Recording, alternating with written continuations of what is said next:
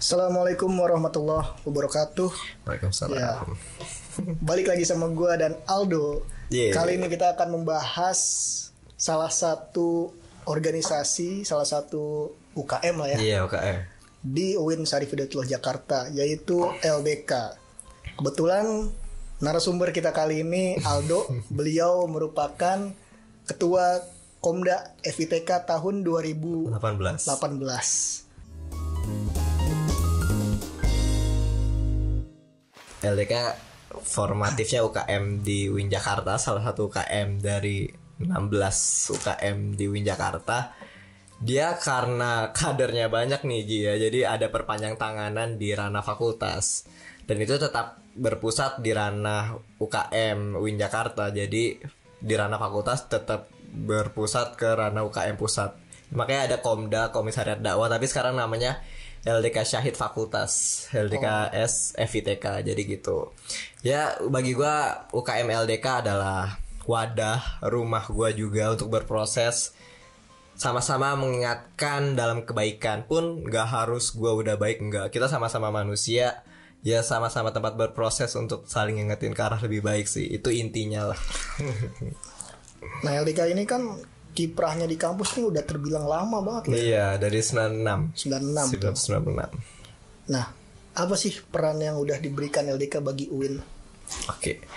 Peran LDK yang pernah diberikan ke UIN Jakarta, ya selain lomba-lomba ya, prestasi-prestasi di ranah nasional bahkan di Asia Tenggara pun, LDK sebagai wadah untuk role model mahasiswa UIN nih Ji.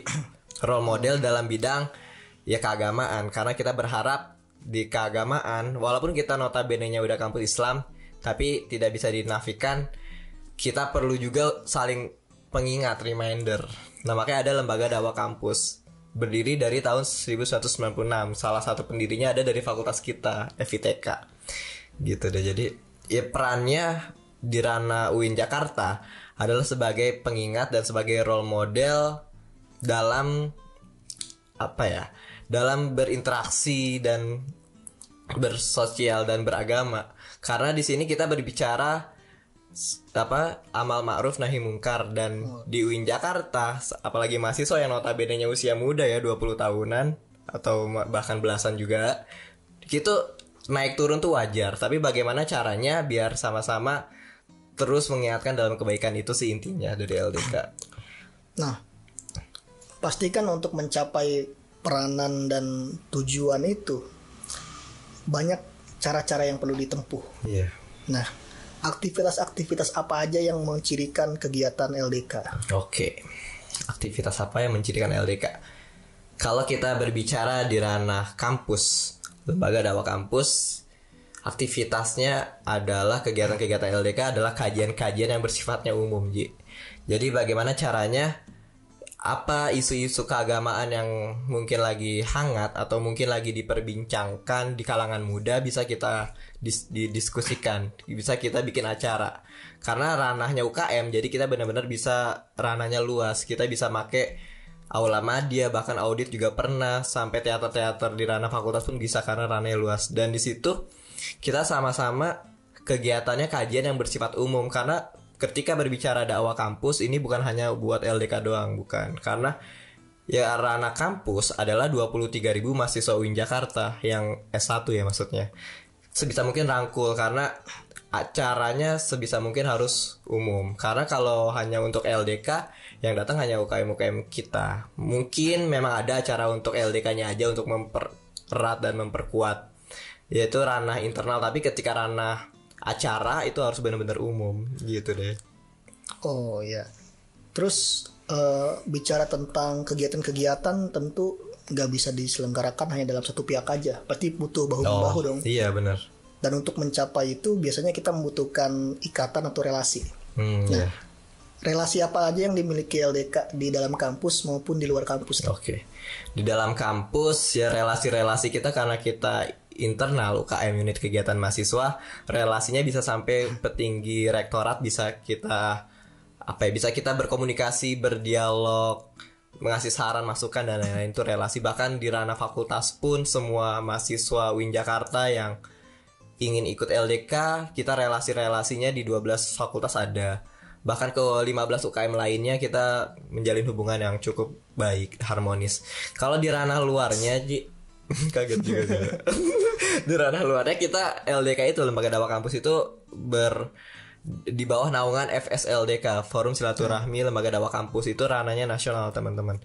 Dari Indonesia Timur sampai Indonesia Barat ada FSLDK, ada naungan FSLDK-nya. Jadi di bawah payung FSLDK. Kalau lu pernah lihat flyer-flyer LDK, ketika logo UIN pasti ada logo yang kayak bulat, ada yang moncong gitu. Warna hijau itu. Ya, hijau itu logo FSLDK. Jadi benar-benar kita ada naungan nasionalnya.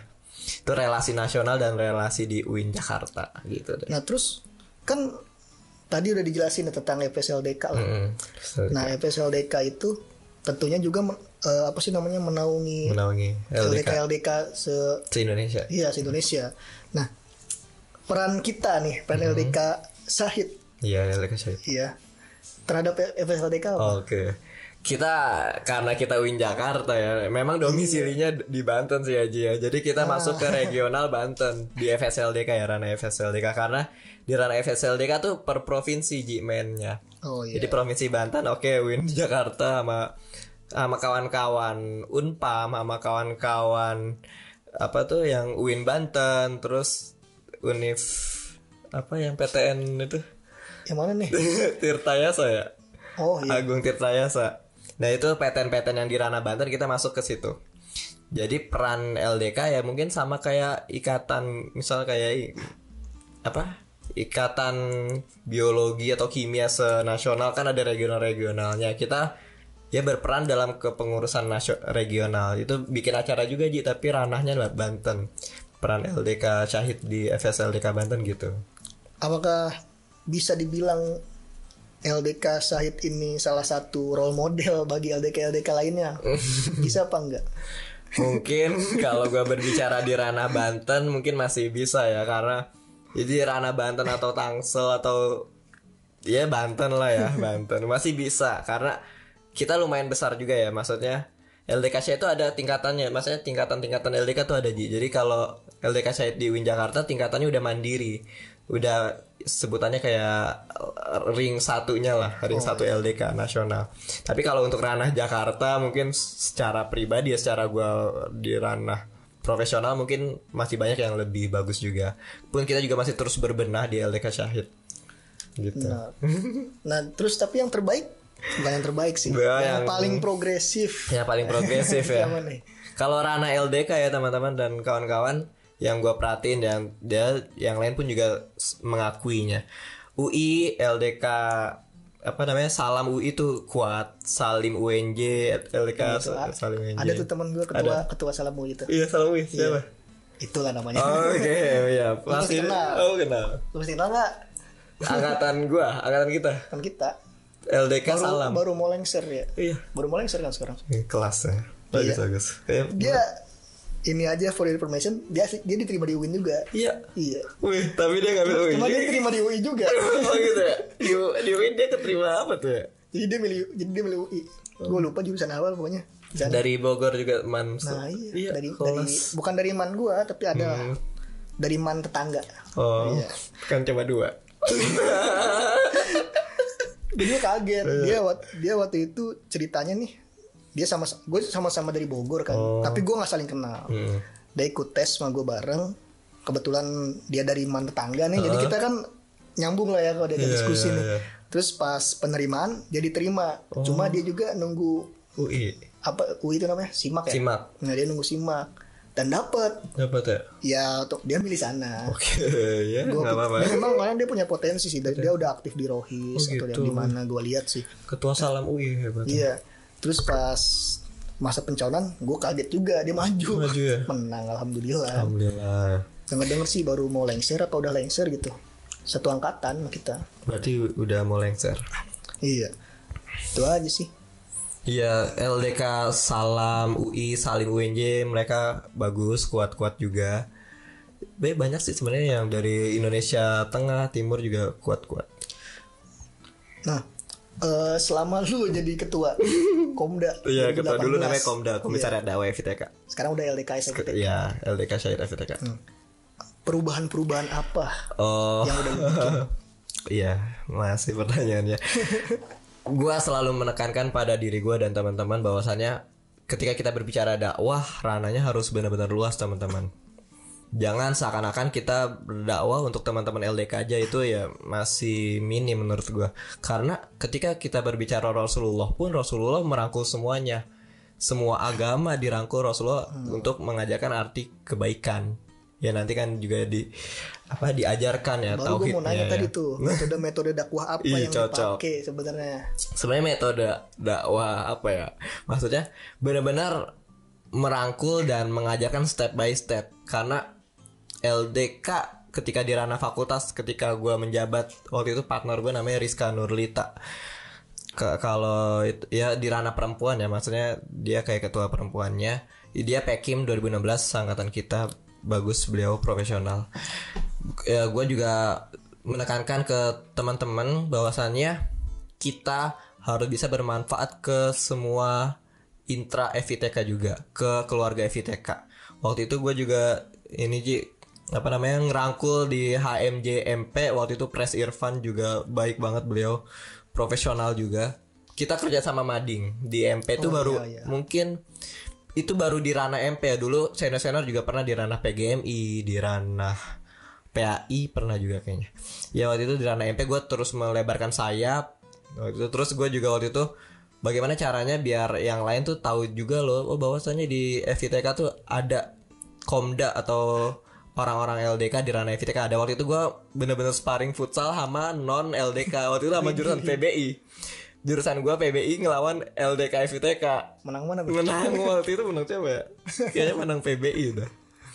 Ya main have fun sih, futsal, fun futsal doang gitu. Jadi gebrakan-gebrakan ranah umum. Tapi ya kegiatan Islami di ranah LDK kajian umumnya juga ada. Tapi gue lebih menekankan kita ini berkeluarga di ranah fakultas.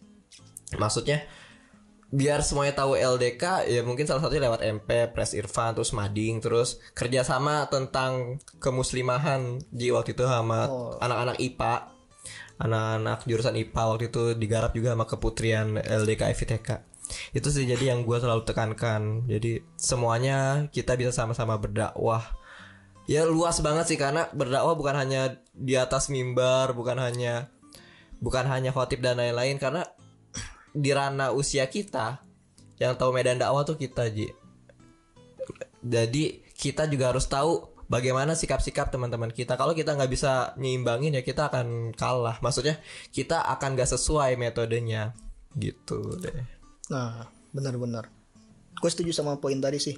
Melihat dari kegiatan-kegiatan yang ada lah ya, biasanya kan itu bersifat edukasi lah yang paling banyak kan, edukasi, dakwah. Yang basically itu amar ma'ruf nahi mungkar juga. Tapi terkadang bagi sebagian orang nih, apalagi maba nih yang belum tahu kan, banyak waktu beberapa bulan yang lalu banyak maba yang nanya ke gue gini, LDK ini ngapain aja nih? Apakah cuma tanda kutip ngaji, belajar, yang notabene ya gitu-gitu aja gitu. Apa itu benar? Atau mungkin ada kegiatan-kegiatan yang fun? Iya. Apa itu? Good.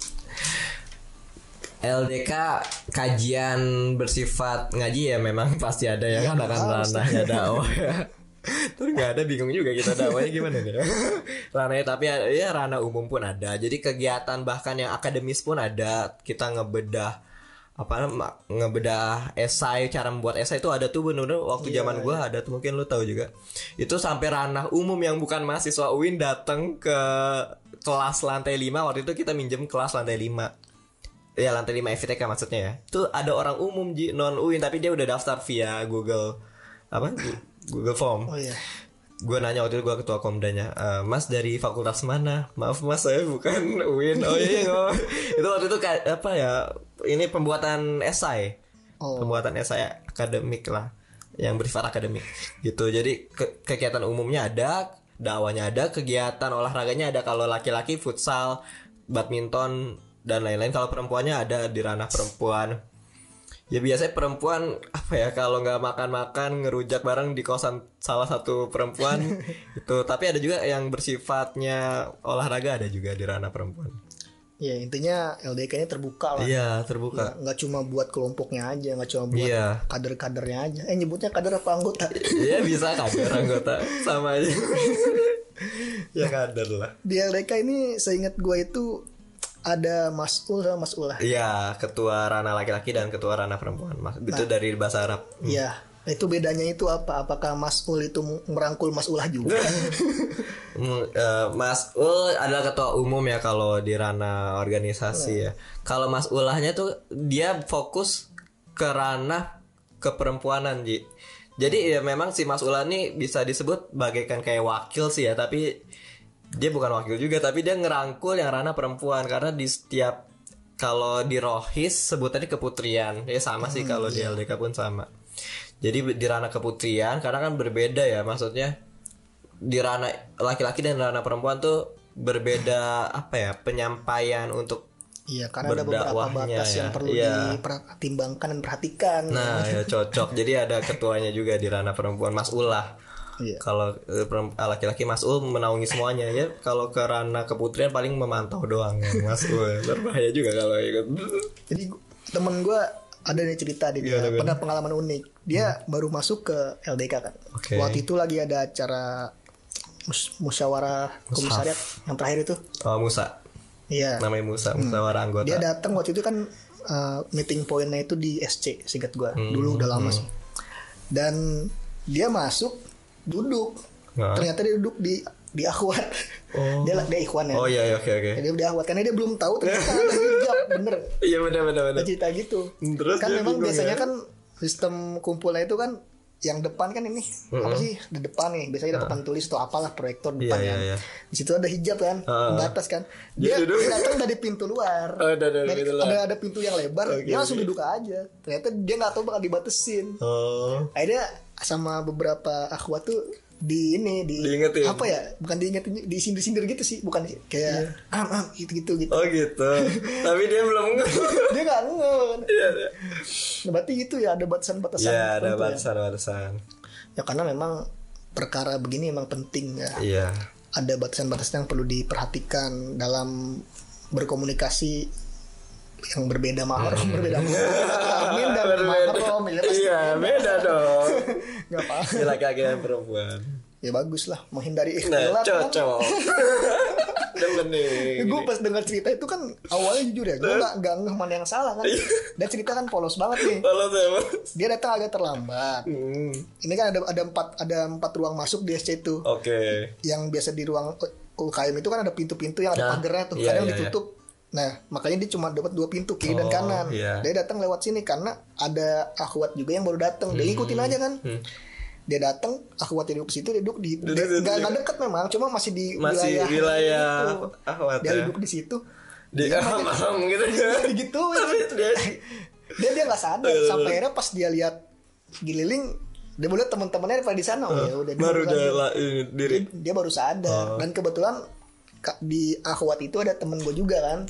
Dan cerita, tadi si ini ternyata tadi si ini duduk di kita nggak ada yang ngingetin. Kan waktu itu kan gue mana gue tahu. Tapi ya nggak apa-apa, wajar baru pertama kali. Iya nggak apa-apa, wajar. Ya lagian juga emang posisi dia kan aneh, pintunya cuma satu, dia datang dari sisi sini. Otomatis dia nyari duduk yang paling deket dong. Oh iya nggak apa-apa. Nah ini selanjutnya nih. Iya gimana? Apa ya? Basic sih. Pengalaman yang paling menarik saat mengikuti atau aktif di LDK itu apa aja? Oke. Yang paling menarik ya. Ya bagi gue sih ketika kita ya sebutannya aktivis dakwah ya kalau LDK ya. Yang paling menarik itu ketika bisa ngerangkul semuanya sih Ji. Karena benar-benar ngerasa wah ini perjuangannya sih. Ketika kita bisa masuk ke ini untuk sama-sama berdakwah step by step ya. Itu apa ya, kepuasan batin tersendiri ya. Bahkan kalau ada sih sebutannya itu kalau ada orang-orang bilang LDK tuh kalau LDK kuat dipegang semua jurusan ya, maksudnya siapapun ketuanya pasti kuat. Tapi ada selentingan dulu kalau anak jurusan umum yang megang LDK itu kuat.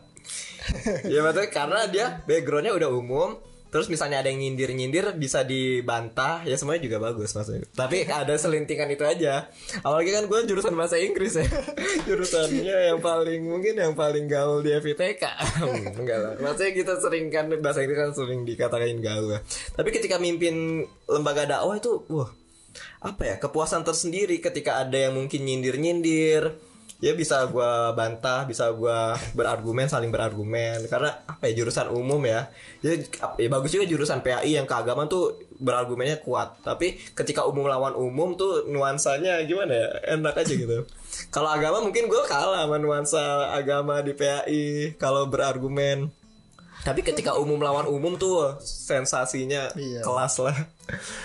Itu sih. Jadi yang paling berkesan itu bisa ngerangkul semuanya, bener-bener bisa berdiskusi, berdakwah dengan perlahan. Kita nggak bisa langsung ujuk-ujuk, oh ini rapihin jilbab pakai yang 130 cm, nggak bisa gitu. Karena di zaman gua pun ketika gua megang ketua komda, ada yang jilbabnya rapi, ada yang jilbabnya biasa aja, ada yang jilbabnya mungkin masih terkesan pendek tapi tetap menutupi dada ya. Tapi maksudnya perbedaan itu karena kan yang tadi gua bilang, ada yang mungkin baru masuk, ada yang mungkin udah paham.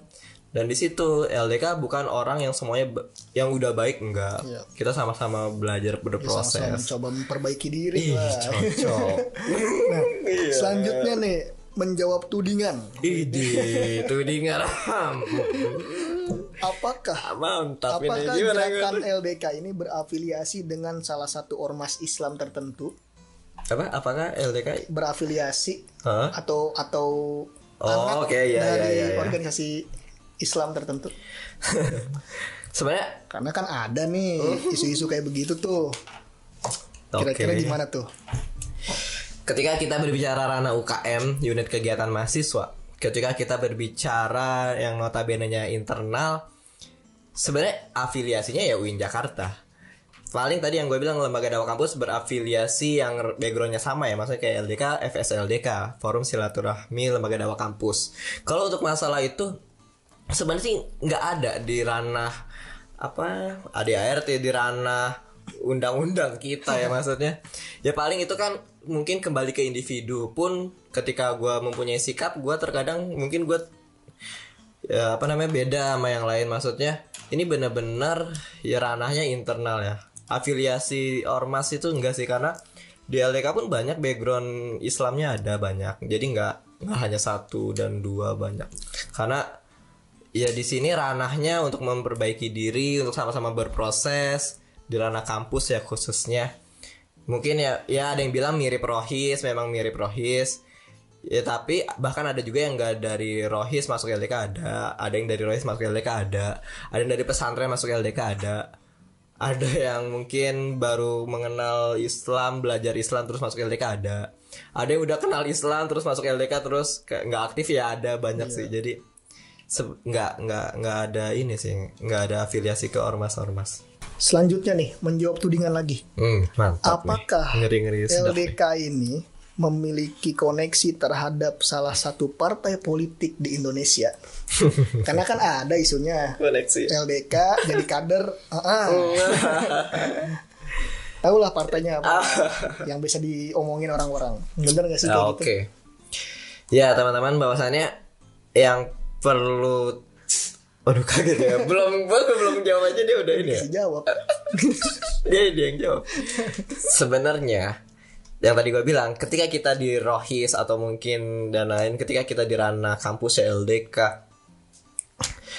ketika berafiliasi atau koneksi, ya kita membuka koneksi ke siapapun ya, entah itu apapun. Ketika dia bisa sama-sama amal ma'ruf nahi mungkar, kita bisa berkolaborasi dan lain-lain.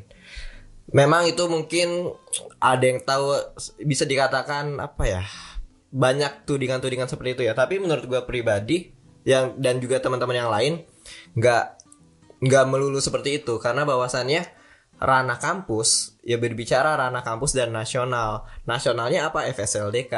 Mungkin ketika ranah partai politik dan lain-lain itu mungkin ketika mereka alumnus dari ya LDK atau FSLDK. Karena itu mungkin berbicara hak ya, itu kan hak orang-orang. Tapi secara pribadi di ranah di ranah ADRT kita itu nggak ada, maksudnya nggak ada Ji. Jadi benar-benar bebas. Ya karena kalau begitu, maksudnya kalau ada ranah begitu, orang yang baru hijrah pun bingung ntar gue kesono, bingung juga ada. Pusing. Soalnya ini isu ini tuh udah rame bahkan sebelum gue masuk UIN. Jadi isunya katanya, wah kalau anak LDK pasti jadi kader ini deh. Dan memang secara hitung-hitungan memang banyak juga. Ya. Kalau gue mandangnya ya, katakan misalnya LDK memang gak memiliki apapun sama partai politik. Gue mikir, kenapa kader LDK banyak juga ya jadi kader itu? Gue gak sebut nama partainya dah, lu tahu ya. Itu karena memang mungkin secara individu memiliki kesamaan perspektif, kesamaan pandangan politik, sebatas itu. Karena notabene kalau misalnya ini kader LDK yang basicnya memang orang-orang yang memiliki giroh untuk dakwah, giroh untuk amar ma'ruf nahi mungkar, pasti otomatis jika dia menginginkan untuk mendekati partai politik, pasti partai politik yang sesuai dengan itu. Karena nggak mungkin dong jadi partai politik tapi yang secara praktik dia menolak keberadaan LDK gitu kan, tanda kutip nih ya. Iya. Nah, jadi menurut gue sih wajar aja orang bakal kemana-mana. Iya. Tapi secara tubuh organisasi nggak ada. Iya, nggak ada. Oke. Nah ini juga nih tudingan lagi. Tudingan yang ada setiap setahun sekali. Waduh. Menjawab tudingan. Gimana sikap LDK dalam perpolitikan kampus? Harusnya gue nanya ke ketua LDK sekarang nih. Cuma karena orangnya belum ada, ke yang dekat dulu aja. Oke. Sikapnya perpolitikan kampus ya. Ya tadi yang gue sebut bahwasannya kita UKM, unit kegiatan mahasiswa, kita ranah internal, ya kita mempunyai ya kita berasal dari mana aja ya, latar belakang mana aja Ji. Berbicara event tahunan ya, mungkin di bulan-bulan akhir tahun tuh memang UIN Jakarta panas ya. Karena Ciputat tuh pernah dijuluki daerah terpanas ya di Indonesia, itu sesuai data tuh. Suhunya berapa? 39. Itu gara-gara? Enggak, itu beneran deh bang, beneran. Udah suhunya terpanas, politiknya panas. Nggak maksudnya disebutnya Ciputat Ji, bukan orang pakai Tangsel ya, ini Ciputat. Tapi itu beneran ada berita kisaran setahun yang lalu lah, suhu terpanas di Indonesia 39,7 derajat ada di Ciputat. Notabene-nya deket Jakarta lagi. Iya. Sebenarnya yang tadi gue bilang bahwasannya kita UKM, unit kegiatan mahasiswa UIN Jakarta internal. Ya background dari kader LDK ya dari mana aja ya. Tapi terlepas apapun itu, ketika kita mempunyai kader itu mempunyai hak dan kewajiban masing-masing individu ya. Saya berbicara sebagai umat manusia, sebagai mahasiswa UIN ya. Maksudnya hak dan individu orang itu kan kita nggak bisa maksudnya kita nggak bisa nahan ya. Di LDK ya benar-benar nggak ada ranah untuk ke arah situ. Mungkin ketika ada yang ikut berkontestasi, yaitu hak dia, tapi tidak bawa nama-nama UKM. Karena ranah kita kan internal, UKM, unit kegiatan mahasiswa, LDK Syahid. Tapi ketika ada anggota dari UKM kita yang mungkin ikut kontestasi, itu kan berbicara haknya dia sebagai individu. UKM gak ada ikut campur, gak ada urusan. Ini berbicara ranah individu. Kita sama-sama mahasiswa UIN yang notabene-nya bayar UKT, yang notabene-nya mempunyai hak untuk berkreasi dimanapun. Jadi dari LDK tidak ada arahan atau acuan harus begini ketika bulan-bulan akhir, enggak. Itu mungkin ranahnya individu aja. Kita bermain individu lawan individu, otak melawan otak. Karena ketika di bulan-bulan akhir kan memang panas ya, memang sering sih dituding-tuding seperti itu. Gitu deh Ji. Berarti kalau lu sebagai ketua, akankah lu mempersilahkan kadernya untuk mengikuti kontestasi? Ya menurut gua dia punya hak, dia punya kewajiban. Zolim ketika gua menahan dia untuk mempunyai ajang untuk berproses lalu gua tahan, gua zolim banget. Karena sebagai ketua kita harus sama-sama tahu medannya. Ini kader gue, ini anak gue, maksudnya dia punya hak. Dan waktu gue ketua Komda bebas mau ngapain aja, yang penting tetap dalam koridor sivitas UIN Jakarta. Gitu deh. Benar. Yang terpenting adalah bagaimana LDK ini mampu berdiri secara independen dong, dan tidak memihak salah satu. Oh iya. Iya, tetapi jika ada salah seorang anggota atau kader mereka yang ingin mengikuti kontestasi apapun itu, Iya. ya dipersilakan, cuma tidak membawa nama UKM.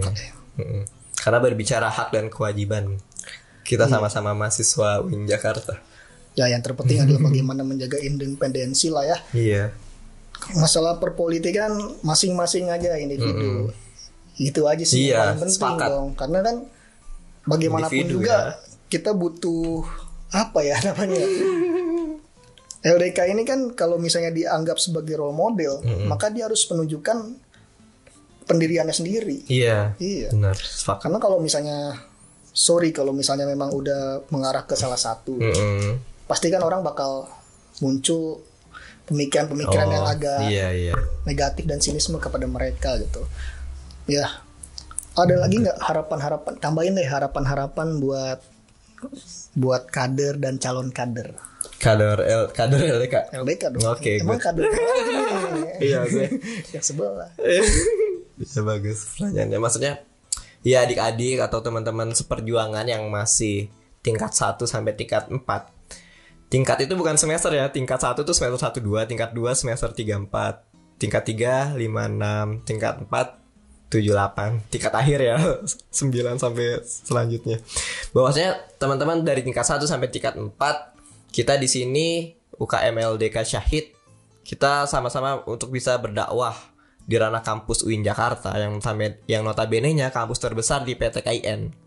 Apalagi kita fakultas FITK, fakultas terbesar di UIN terbesar. Jadi memang tantangannya banyak banget. Ketika berdakwah, Rasulullah nggak pernah pandang bulu, semuanya benar-benar dirangkul perlahan, step by step, rangkul semuanya karena kita sama-sama manusia. Ketika kita merasa paling suci, disitulah kita salah. Makanya saling menguatkan, saling rangkul, saling ngajak amar ma'ruf nahi mungkar itu kita harus tahu medannya teman-teman atau adik-adik. Kita 12 jurusan di FITK. FITK adalah satu-satunya jurusan yang jurusan IPA dan IPS bersatu. Jurusan lain fakultas lain mana ada? FEB full ekonomi. FISIP full sosial. FST full eksak ya. Iya kan? Iya enggak sih? FITK adalah satu-satunya fakultas yang orang-orang jurusan IPS dan IPA bersatu. Iya. Kelas banget deh FITK. Maksudnya di situ tantangannya ketika kita bisa struggling di FITK, kita bisa di ranah manapun insya Allah bisa, karena setidaknya tahu kultur-kultur orang-orang ya, maksudnya dari berbeda jurusan ya. Jadi gitu adik-adik, maksudnya perlahan sama-sama berdakwah, sama-sama saling mengingatkan, karena rangkul semuanya bukan hanya dari kitanya. Karena ketika kita bisa ngerangkul semua, ya insya Allah kita juga disegani, kita dihormati, saling respect ke senior atau junior. Kaget juga gue. Jangan sampai senior menganggap rendah junior. Enggak, perbedaan senior dan junior adalah senior hanya lebih dulu masuk UIN Jakarta. Junior juga pasti bisa lebih pintar, junior pasti juga bisa lebih dewasa, lebih kuat dalam berorganisasi. Itu perbedaannya, saling respect aja. Gitu deh, rangkul semuanya. Oke, ada lagi nggak nih? Udah gitu. Dah, itu aja mungkin pembicaraan kita hari ini. Sebelumnya gue ngucapin thank you, syukron, terima kasih kepada narasumber kita yang super ini. Pokoknya sehat terus buat teman-teman yang menyaksikan dan mendengarkan. Jangan terlalu sering berkeliaran, stay at home, jaga kesehatan. Iya, jaga kesehatan, patuhi protokol kesehatan ya, supaya coronanya kelar. Iya, ini sampai kapan BTW? Gak tahu. Ya, sehat terus, fresh. Siap Mas. Ya, sampai jumpa, nanti kita bikin video lagi. Oke. Ya. Buat teman-teman yang suka like aja, yang nggak suka dislike. Pokoknya sampai jumpa di kesempatan berikutnya. Assalamualaikum warahmatullahi wabarakatuh.